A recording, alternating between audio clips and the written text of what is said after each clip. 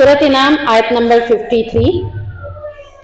वकज़ालिक फ़तन्ना बअज़हुम बिबअज़ लियक़ूलू अहाउलाइ मन्नल्लाहु अलैहिम मिन बैनिना, और इसी तरह हमने इनमें से बाज़ के साथ आजमाइश की है ताकि वो कहें क्या यही लोग हैं जिन पर अल्लाह ने हमारे दरमियान में से एहसान फरमाया है।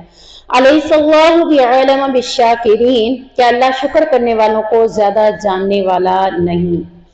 पिछली आयत में हम पढ़ रहे थे कि जब नबी करीम सल्लल्लाहु अलैहि वसल्लम के पास गरीब लोग आते और वो आकर अल्लाह के नबी सल्लल्लाहु अलैहि वसल्लम से दीन सीखते, उनकी सिफात क्या थी कि वो रात को भी दिन अल्लाह को पुकारा करते थे, यानी तहज्जुद टाइम उठकर अल्लाह की हम्दो सना किया करते थे। तो जो कुरैश मक्का के अमीर लोग थे उन्होंने कहा कि अगर आप इन गरीबों को हटा दें तो हम आपकी बात सुनेंगे। तो अल्लाह रब्बुल इज्जत ने नबी करीम सल्लल्लाहु अलैहि वसल्लम को मना फरमाया कि आप इनकी वजह से उन लोगों को अपने से दूर नहीं कर सकते जो आपके हकीकी दोस्त हैं। दीन में कोई भी रिश्तेदारी नहीं, दीन की बुनियाद पर जब दो लोग आपस में जुड़ जाते हैं, अल्लाह कहता है इनसे बढ़कर कोई दोस्ती और है ही नहीं है। रिश्तेदारी से भी बढ़कर वो दोस्ती, दीन की दोस्ती अल्लाह के नजदीक बहुत महबूब हो जाती है। तो अल्लाह रब्बुल इज्जत ने इस आयत के अंदर मजीद फरमाया कि जिन लोगों ने नबी करीम सल्लल्लाहु अलैहि वसल्लम की इत्बा की, उनमें से अक्सर लोग जो थे वो कमजोर मर्दों की थी, औरतों की थी, लौंडियां थी, गुलाम थे, दौलतमंद लोग बहुत कम थे जिन्होंने इस्लाम को कबूल किया था। तो जब उन्होंने ये चीजें देखी, यानी कि उन्होंने कुरैश मक्का के अमीर लोगों ने जब ये चीजें देखी तो कहने लगे कि तुम कहते हो कि हम पर अल्लाह का एहसान हुआ है, अगर अल्लाह का एहसान होता तो हम पर होता, तुम गरीब जैसे लोगों पर कैसे हो सकता है। अल्लाह का एहसान किन पर होता है? अमीरी और गरीबी पर नहीं। अल्लाह का एहसान हमेशा याद रखें। अल्लाह ये नहीं देखता कि ये बड़ा है, ये छोटा है, अमीर है, ये गरीब है, झोंपड़ी में है, ये महल में है। अल्लाह के नजदीक अल्लाह एहसान उस पर करता है जो अल्लाह के करीब हो जाता है, जो अल्लाह की बातों को दिल से कबूल कर लेता है। तो यहाँ अल्लाह रब्बुल इज्जत ने फरमाया कि इन कुरैशी मक्का ने गरीबों का मजाक उड़ाते हुए कहा कि ये वो लोग हैं जिन पर अल्लाह ने एहसान किया है। मकसद उनका ये था कि ईमान और इस्लाम अगर वाकई अल्लाह का एहसान होता तो ये सबसे पहले हम पर होता। जैसे हम कहते हैं ना कि कोई चीज हो तो सबसे पहले अमीरों को अमीर ये समझते हैं कि पहले हमारा हक है, गरीबों को दो या ना दो बात की बात है, अमीर कहते हैं पहले हमें मिल जाए, ये हमारा हक है।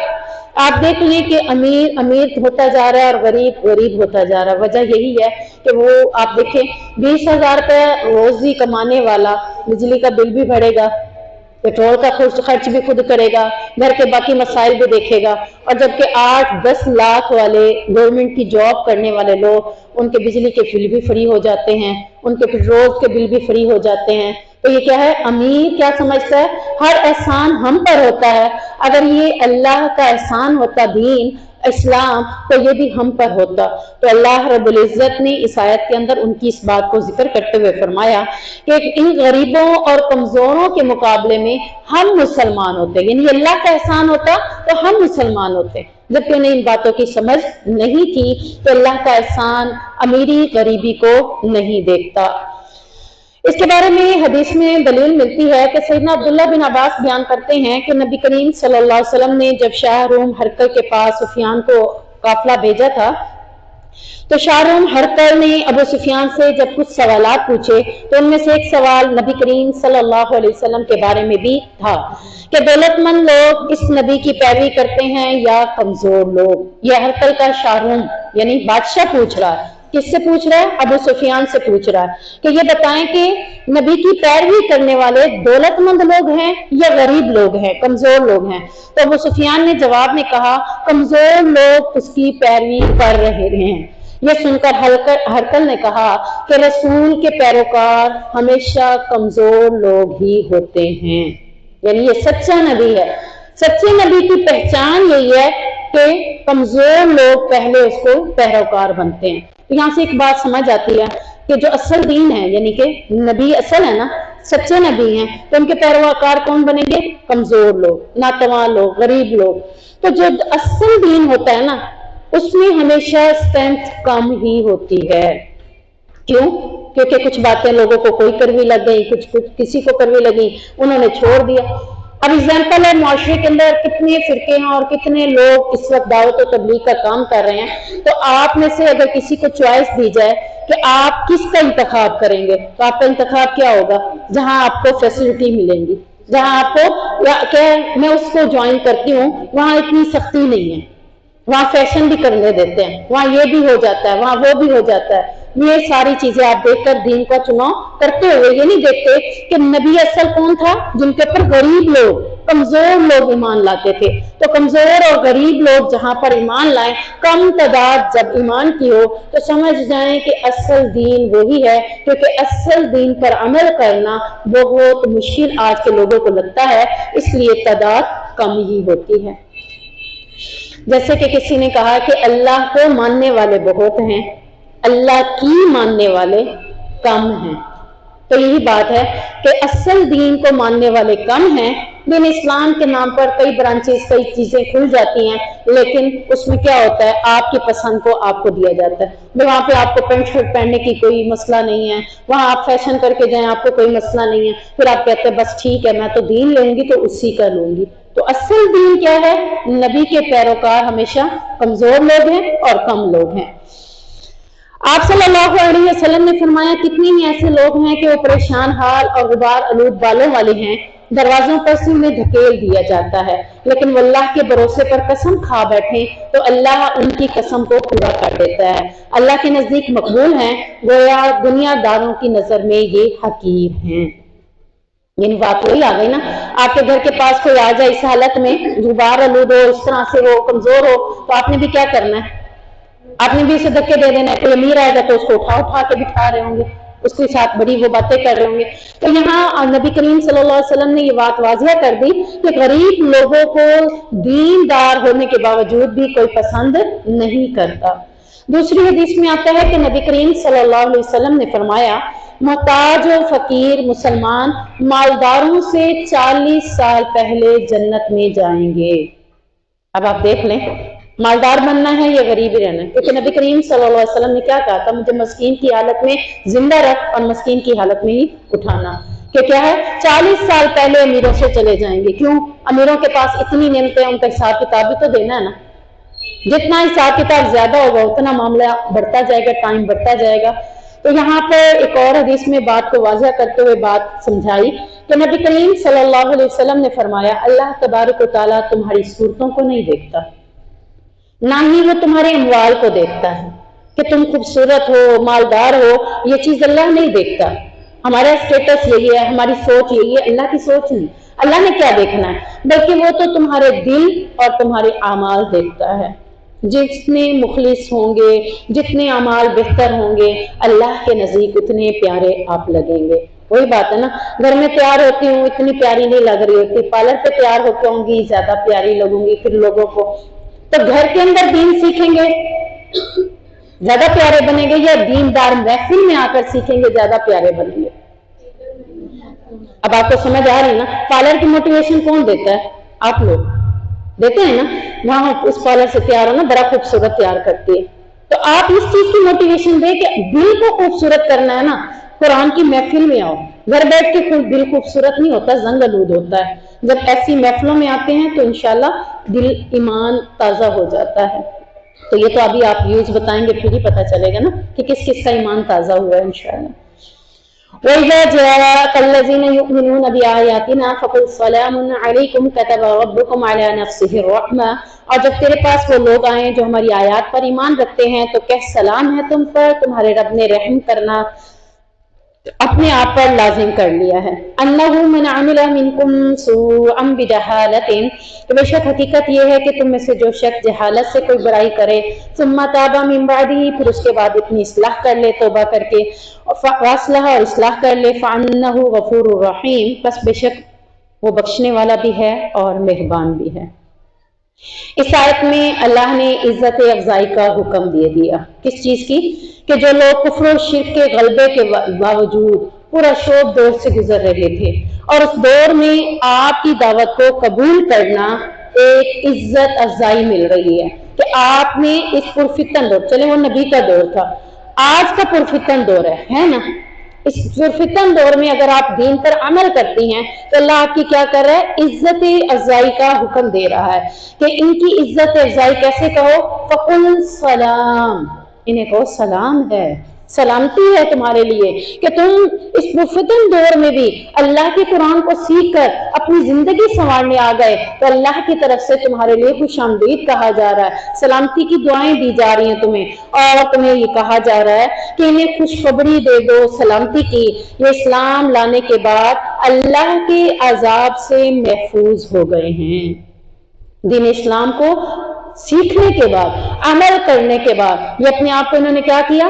اللہ کے عذاب سے اپنے آپ کو محفوظ کر لیا ہے۔ اب انہوں نے کیا کیا؟ ان سے ان اعمال کا مواخذہ نہیں ہوگا جو انہوں نے کفر کی زندگی میں کیے ہوں گے۔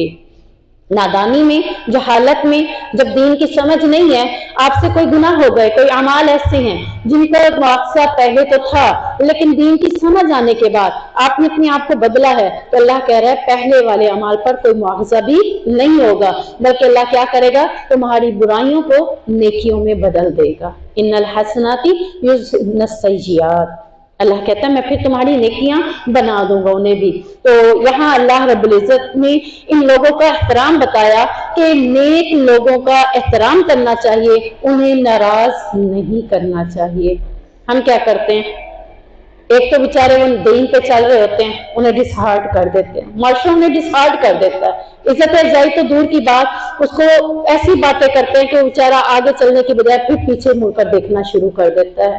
تو آپ یہ یاد رکھیں کہ اللہ آپ کی عزت کر رہا ہے، اللہ آپ کا احترام کر رہا ہے، آپ کا ذکر فرشتوں میں کر رہا ہے۔ دنیا کے لوگوں کی محبت نہیں چاہیے آپ کو کس کی چاہیے؟ اللہ اور اس کے فرشتوں کی محبت مل جائے، اللہ خود ہی پھر لوگوں کے دلوں میں بھی محبتیں ڈال دیتا ہے۔ تو یہاں اللہ نے اپنی رحمت کا ذکر کرتے ہوئے کیا فرمایا حدیث کے اندر نبی نے؟ کہ نبی کریم صلی اللہ علیہ وسلم نے فرمایا جب اللہ تعالیٰ نے مخلوق کو پیدا کیا تو اپنی کتاب میں لکھا، اور وہ کتاب اس کے پاس عرش کے اوپر موجود ہے، اس کا نام کیا ہے؟ لوح محفوظ، کہ میری رحمت میرے غضب پر سبقت غالب آ گئی ہے یا سبقت لے گئی ہے، یعنی اللہ رب العزت کی رحمت بے بہا ہے، اور کب تک ہے؟ فَإِنَّهُ غَفُورٌ رَحِيمٌ، اللہ کہہ رہا اپنے گناہوں کی توبہ کر لو، اصلاح کر لو، تو پھر اللہ کی رحمت تم پر لوٹ آئے گی، اور یہ صرف دنیا کے لیے ہے، آخرت کے لیے نہیں، کیونکہ دنیا کیا ہے؟ مکافات عمل ہے۔ آج آپ اپنے گناہوں کا اقرار کر کے رب سے توبہ کر لیتے ہیں، اپنی اصلاح کر لیتے ہیں، تو اللہ آپ کو پھر اس کے مقابلے میں کیا کرے گا؟ رحمت سے نواز دے گا۔ وَكَذَلِكَ نُفَصِّلُ الْآيَاتِ وَلِتَسْتَبِينَ سَبِيلُ الْمُجْرِمِينَ، اسی طرح ہم آیات کو کھول کر بیان کرتے ہیں اور تاکہ مجرموں کا راستہ خوب واضح ہو جائے، یعنی اللہ رب العزت نے اس آیت کے اندر کیا فرما رہے ہیں کہ ہم تفصیل سے یہ باتیں کیوں بیان کر رہے ہیں؟ تاکہ پتہ چل جائے، ایسے ہر ڈرموں کی صفات کھل کر سامنے آ جائیں تاکہ تم لوگ ان سے اجتناب کرو۔ جو دعوت و تبلیغ کا کام کرتے ہیں ان کو مخالفین کے ہٹ کنڈوں اور دلائل سے پوری طرح باخبر ہونا چاہیے۔ جیسا کہ آپ کو پتہ ہے کہ میں اب شریف پردہ کر رہی ہوں، تو آپ کو مخالفین کے ہٹ کنڈے پتہ ہونے چاہیے نا کہ کیا کیا ہوں گے۔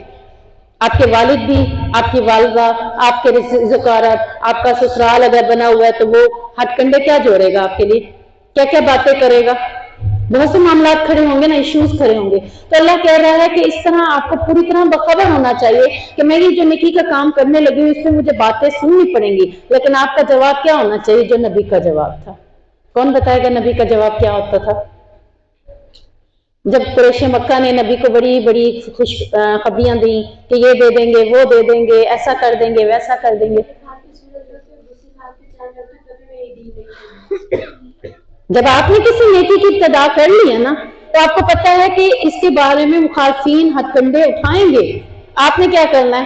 سورج رکھ لو، چاند رکھ لو، نبی کا یہ قول تھا میں پھر بھی اس دین کو، جب آپ جم جائیں گے، استقامت اختیار کر لیں گے، پھر کوئی آپ کو ہلا سکے گا نہیں۔ اگر آپ ہی استقامت اختیار نہیں کر رہے نا پھر آپ کو جلدی کوئی گرا دے گا۔ آپ جلدی آپ کہیں مجھے گرا کے دکھاؤ اور آپ ڈھیلا ڈھیلا کھڑے ہو جائے، اس نے تو کر دینا ہے، گر جانا ہے۔ آپ نے اپنے آپ کو کور کیا، मजबूती से खड़ा किया हुआ है, फिर वो आपको गिराना चाह रहा है लेकिन आप नहीं गिर रहे क्योंकि आप उसका मुकाबला कर रहे हैं। तो दीन पर अमल करने के बाद मुकाबला करने की इस्तात भी आपके अंदर होनी चाहिए कि आपने दीन को नहीं छोड़ना, फिर इस्लाम को नहीं छोड़ना, बल्कि आपने उसकी पावर इस्तेमाल करनी है, अल्लाह से मदद हासिल करनी है। इसी तरह अल्लाह रब्बुल इज्जत ने यहाँ पे बताया कि सहाबा कराम में यही खूबी थी कि एक तरफ तो इस्लाम को खूब समझते थे, दूसरी तरफ जाहिलियत के रस्मों और रिवाज और कवानीन से पूरी तरह वाकफियत रखते थे क्योंकि वो जाहिलियत के दौर से गुजर कर आए थे। तो अब यहाँ पर हमें क्या सुनने को मिलेगा, किस तरह की बातें सुनने को मिलेंगी, उन्हें सारा कुछ पता होता था। कुल इन्नी नुहीतु अन अअबुदल लज़ीना तदऊन मिन दुनिल्लाह, कह दीजिए नबी करीम सल्लल्लाहु अलैहि वसल्लम, बेशक मुझे तो मना किया गया है कि मैं उनकी इबादत करूं जिन्हें तुम अल्लाह के सिवा पुकारते हो। कुल ला अत्तबिउ अहवाअकुम, कह दीजिए मैं तुम्हारी ख्वाहिशों के पीछे नहीं चलता। कद ज़ललतु इज़ा वमा अना मिनल मुहतदीन, यकीनन मैं उस वक्त गुमराह हो गया और मैं हिदायत पाने वालों में से नहीं हूँगा। यानी अब अल्लाह ताला आयात को मजीद खोल रहा है, बात को मजीद वाजिया कर रहा है, हक वाजिया हो जाए और मुजरिमों का रास्ता साफ जाहिर हो जाए। इस आयत में मुजरिमों के रास्ते पर चलने से अल्लाह ने मना कर दिया। गाना सुनना हराम है, अब वो मुजरिम है कि नहीं है? नमाज जिसने छोड़ दी उसने कुफर किया, वो मुजरिम बन गए ना अल्लाह की नजर में। अब उन मुजरिमों का रास्ता आपने नहीं इख्तियार करना, अल्लाह कह रहे हैं। अगर उसने एक नमाज छोड़ी, आपने कहा वो छोड़ सकता है, मैं भी छोड़ सकती हूँ, सोच मैंने भी छोड़ दी, अल्लाह मुझे मना कर रहा कि किसी गुनाहगार का रास्ता, किसी मुजरिम का रास्ता तुमने नहीं अपनाना। उससे मना करते हुए फरमाया कि मुजरिमों का रास्ता क्या है जिस पर तुम्हें चलने से मना किया गया है, वो यही है कि वो अल्लाह और उसके दीन से हटकर बातें करते हैं। अल्लाह ने अपने नबी से फरमाया कि आप कह दीजिए, क्या कह दीजिए कि मैं मना किया गया हूं कि जिनकी तुम इबादत करते हो मैं भी उसी की इबादत करूं, ऐसा मुमकिन नहीं है। तुम बुतों की इबादत करते हो, मैं नहीं कर सकता। मेरे लिए क्या है? अल्लाह की इबादत है। अगर मैं भी तुम्हारी तरह अल्लाह की इबादत करने की बजाय तुम्हारी ख्वाहिशात के मुताबिक चलना शुरू कर दूं तो यकीनन उस वक्त मैं भी क्या हो जाऊंगा? गुमराहों में से। नबी होकर भी गुमराह हो जाएंगे अगर वो अल्लाह के रास्ते को छोड़ते हैं। जब नबी अल्लाह के रास्ते को छोड़ने से गुमराह हो रहे हैं तो मैं और आप अगर अल्लाह के कुरान को, अल्लाह के दीन को, अल्लाह के रास्ते को छोड़ेंगे तो फिर क्या होंगे? हम भी गुमराह हो जाएंगे, सीधे रास्ते से भटक जाएंगे। कुल इन्नी अला बशीरतिन मिन रब्बी व कज़्ज़बतुम बिही, कह दीजिए बेशक मैं अपने रब की तरफ से एक वाज़िह दलील पर हूँ और तुमने उसे झुटला दिया है। मा इंदी मा तस्ताजिलून बिही, मेरे पास वो चीज नहीं है जिसकी तुम जल्दी मांग रहे हो। इनिल हुक्मु इल्ला लिल्लाह, फैसला अल्लाह के सिवा किसी के इख्तियार में नहीं है। यकुस्सुल हक़्क़ व हुवा खैरुल फासिलीन, वो हक बयान करता है और वही फैसला करने वालों में से सबसे बेहतर है। अब यहाँ इस आयत के अंदर मुशरिकीन मक्का नबी करीम सल्लल्लाहु अलैहि वसल्लम का मजाक उड़ा रहे हैं, इस्तेहजा कर रहे हैं। किस बात के ऊपर मजाक उड़ा रहे हैं? कि अल्लाह के नबी कहा करते थे कि अगर तुम इस दीन पर अमल नहीं करोगे तो तुम पर अल्लाह का अजाब आएगा। तो अब यहाँ मुशरिकीन मक्का क्या कह रहे हैं कि कहते हैं अगर आप सच्चे हैं तो वो अजाब जिससे आप हमें डराते हैं वो ले आइए, वो आ क्यों नहीं जाता? तो इसका जवाब अल्लाह ने क्या कहा कि आप कह दीजिए कि मेरे रसूल आप कहिए कि अल्लाह ने जो शरीयत मुझे दी है, बजरिया वही दी है, मैं वही कहने का हकदार हूँ। मुझे पूरा यकीन है तुम लोग जिसे झुटला रहे हो, अजाब की जल्दी कर रहे हो, वो मेरे कुदरत और इख्तियार में तो नहीं है लेकिन अल्लाह के इख्तियार में है। वो जब चाहेगा उसका फैसला कुन फयाकून से पूरा हो जाएगा। यानी तुम कहते हो अजाब ले आओ, तो नबी इसलिए नहीं आते कि तुम्हारी ख्वाहिशों के मुताबिक चले, नबी तो अल्लाह के हुक्म के पाबंद है और ये फैसला अजाब का अल्लाह जानता है किस दिन पूरा होना है और जिस दिन पूरा होना होगा उस दिन मुअख्खर नहीं किया जाएगा। इसके बारे में मजीद यानी कि यहाँ से पता चलता है कि हम अगर कोई गुनाह करते हैं, हम में से भी अक्सर की सोच होती है कुछ भी नहीं हुआ, अल्लाह की तरफ से कोई अजाब भी नहीं आया, कुछ भी नहीं हुआ। नहीं, आज नहीं हुआ तो कल कोई आजमाइश आ सकती है, कल नहीं हुई तो परसों आ सकती है। अजाब के बारे में जल्दी नहीं करना चाहिए, सोचना नहीं चाहिए। عذاب اللہ کا کسی نہ کسی صورت میں آ جاتا ہے، اور جب آنا ہوتا ہے اس کو کوئی مؤخر نہیں کر سکتا۔ یہ اللہ کے ہاتھ میں ہے، یہ غیب کا علم اللہ کو ہے، نبی کو بھی علم نہیں ہے کہ کس دن عذاب آئے گا۔ جب اللہ بتائے گا تو تب پتہ چلے گا، ورنہ اللہ کے نبی بھی اس چیز کو نہیں جانتے۔ قُلْ لَوْ أَنَّ عِنْدِي مَا تَسْتَعْجِلُونَ بِهِ لَقُضِيَ الْأَمْرُ بَيْنِي وَبَيْنَكُمْ، کہہ دیجئے اگر واقعی میرے پاس وہ ہوتی، یعنی میرے اختیار میں ہوتا وہ عذاب جو تم مانگ رہے ہو، لَقُضِيَ الْأَمْرُ بَيْنِي وَبَيْنَكُمْ، جس کی تم ما تستعجلون، جس کی تم جلدی مانگ رہے ہو، تو میرے درمیان اور تمہارے درمیان معاملہ کا ضرور فیصلہ ہو جاتا، کر دیا جاتا۔ یعنی میرے اختیار میں نہیں ہے، اگر عذاب کا اختیار میرے اختیار میں ہوتا تو ان قریب بہت جلد آپ کا اور ہمارے درمیان فیصلہ ہو جاتا۔ اللہ ظالموں کو زیادہ جاننے والا ہے، واللہ اعلم بالظالمین، کہ اللہ ظالموں کو زیادہ جاننے والا ہے۔ تو اللہ کے اختیار میں یہ چیز ہے، میرے اختیار میں ہوتی تو بہت جلد ہم دونوں کے درمیان فاصلہ ہو جاتا۔ اس آیت کے اندر عذاب طلب کرنے پر عذاب دینے کا اظہار ہے کہ اللہ جب چاہے دے سکتا ہے، اگر نبی کے اختیار میں ہوتا تو نبی بھی دے دیتے، جیسا کہ اللہ کے نبی صلی اللہ علیہ وسلم طائف سے آ رہے تھے تو اللہ کے نبی صلی اللہ علیہ وسلم کو حکم ہوا کہ اگر آپ کہیں تو یہ پہاڑ ان پر گرا دیے جائیں، ان کو اس وادی کو دو پہاڑوں کے درمیان کچل دیا جائے، تو اللہ کے نبی نے کہا تھا نہیں۔ تو عذاب تو آ سکتا ہے، اللہ اختیار رکھتا ہے، جب چاہے تمہیں عذاب دے سکتا ہے، لیکن مشرکین کے طلب کیے بغیر بھی عذاب آ جائے گا۔ تو یہ جو طلب کر رہے ہیں، جو کہہ رہے ہیں، اللہ نے اس چیز کو پسند نہیں کیا۔ وَعِنْدَهُ مَفَاتِحُ الْغَيْبِ لَا يَعْلَمُهَا إِلَّا هُوَ، اور اسی کے پاس ہیں غیب کی چابیاں، انہیں اللہ کے سوا کوئی نہیں جانتا۔ وَيَعْلَمُ مَا فِي الْبَرِّ وَالْبَحْرِ، اور وہ جانتا ہے جو کچھ خشکی اور سمندر میں ہے۔ سب سے پہلے اللہ نے اس آیت میں کیا کہا؟ غیب کی چابیاں اللہ کے پاس ہیں۔ تو کتنی چابیاں ہیں غیب کی؟ 5۔ غیب کی کتنی چابیاں ہیں؟ 5، جنہیں اللہ کے سوا کوئی بھی نہیں جانتا۔ اللہ کے سوا، نمبر 1، اللہ کے سوا کوئی نہیں جانتا کہ ماں کے پیٹ میں کیا ہے، بیٹا ہے یا بیٹی ہے۔ اللہ کے سوا کوئی نہیں جانتا کہ کل کیا ہوگا۔ آپ بہت کچھ سوچ لیں، لیکن ضروری نہیں کہ وہی کچھ کل ہوگا، جو اللہ چاہے گا وہی کل ہوگا۔ تیسری چیز، اللہ کے سوا کوئی نہیں جانتا کہ بارش کب ہوگی۔ چوتھی چیز، اللہ کے سوا کوئی نہیں جانتا کہ کس سرزمین پر موت آئے گی۔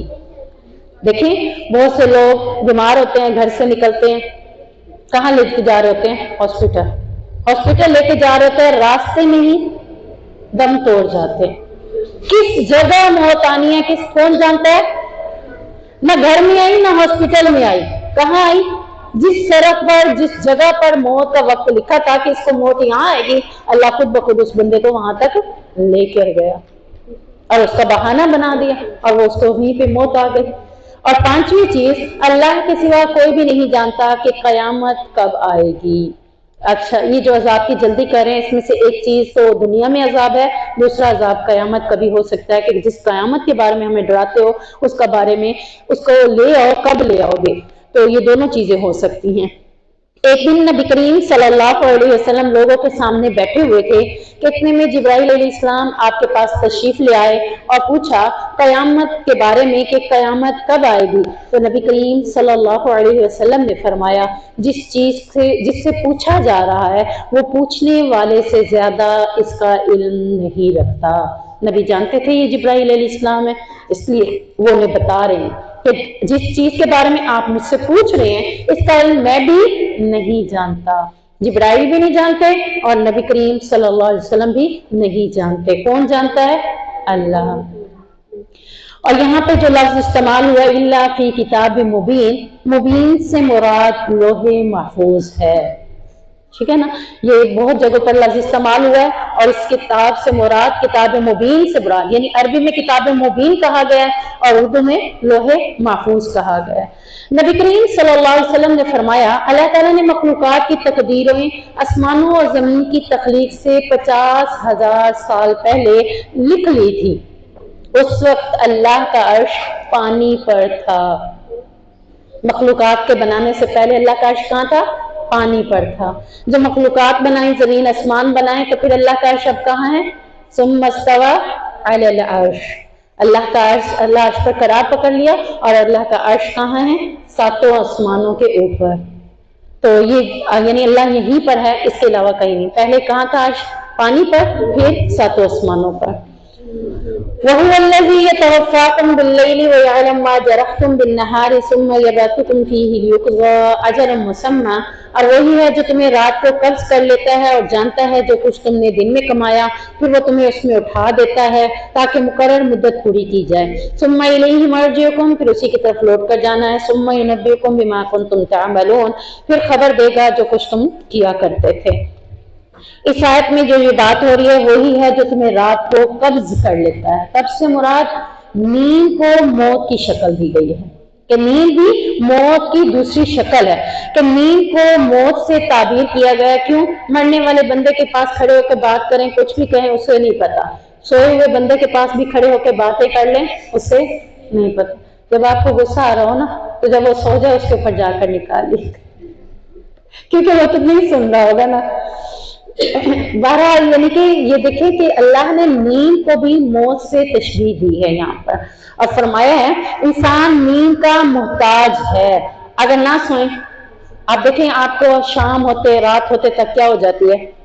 بس ہو جاتی ہے. کوئی نہ بھی سونا چاہے کب تک نہیں سوئے گا؟ تو ایسا ہے جو پوری رات بھی نہیں سویا، اگلا دن بھی ہو گیا، اب اگلے دن وہ آرام سے اپنی زندگی کا سرکل چلا سکے. دماغ گھوم رہا ہے، ساری رات جاگے تھے، اب کیا ہے؟ دماغ گھوم رہا ہے. اب نہیں ہمت. اللہ کہہ رہا ہے کہ تمہیں نیند کی ضرورت ہے تاکہ اگلے دن کے لیے تم دوبارہ حشاش و بشاش ہو جاؤ. کیونکہ تم نیند کے محتاج ہو، تمہارا رب نیند کا محتاج نہیں ہے. پھر وہ نیند سے تمہیں بیدار کرتا ہے. اسی طرح زندگی کے ایام گزرتے جا رہے ہیں یہاں تک کہ دنیا کی زندگی تم پوری کر لو گے اور اس سے موت آ پہنچے گی. جب قیامت آئے گی تو ہر انسان اپنے خالق و مالک کے سامنے پیش ہوگا اور زندگی میں جو کچھ بھی اس نے عمل کیا ہوگا اس کو اس کا پورا پورا بدلہ دیا جائے گا.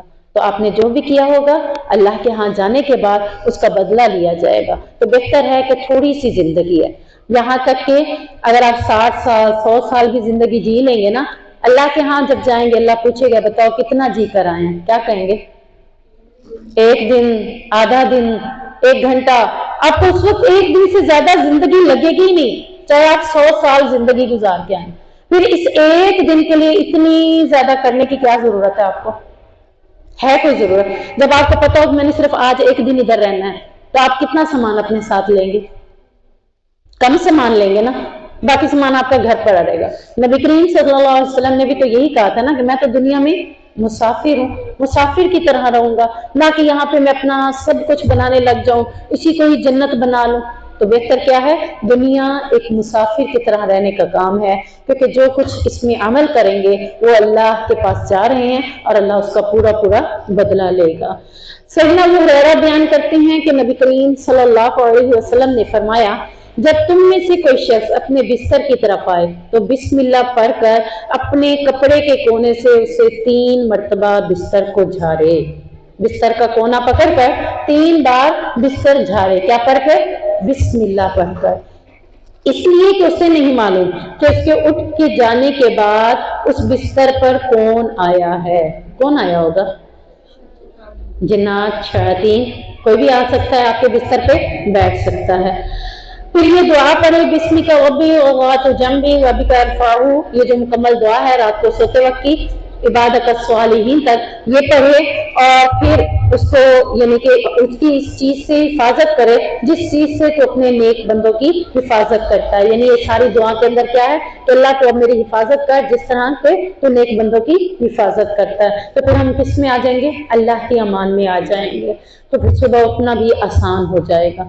آج صبح نیند نہیں کھڑتی، دل نہیں چاہ رہا ہوتا اٹھنے کا، وجہ کیا ہوتی ہے؟ شیطان جھک رہا ہوتا ہے. تو بسم اللہ پڑھ کر سنت ہے یہ، بسم اللہ پڑھ کر کپڑے کے کونے سے پکڑ کر 3 بار بستر جھاڑیں، دعا پڑھ کے سوئیں. صبح انشاءاللہ العزیز نماز فجر کے وقت اٹھنے میں آپ کو آسانی ہوگی. تو اللہ تعالی ہم سب کو نبی کریم صلی اللہ علیہ وسلم کی سنت پر عمل کرنے کی توفیق عطا فرمائے. سبحانک اللہم و بحمدک اشہد ان لا الہ الا انت استغفرک و اتوب الیک.